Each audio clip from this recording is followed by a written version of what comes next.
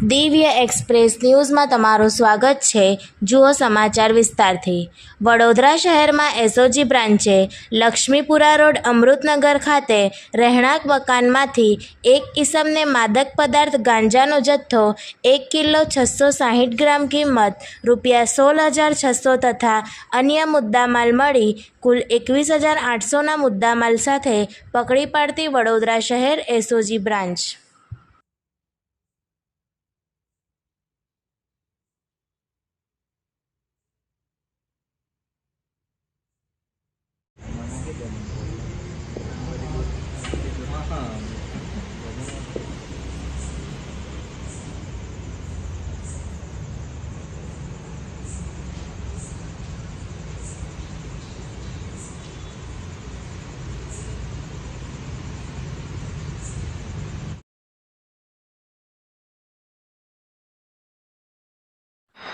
हमारी चैनल ने सब्सक्राइब करवानुं ना भूलता अने बेल आइकन वगाड़वानुं ना भूलता।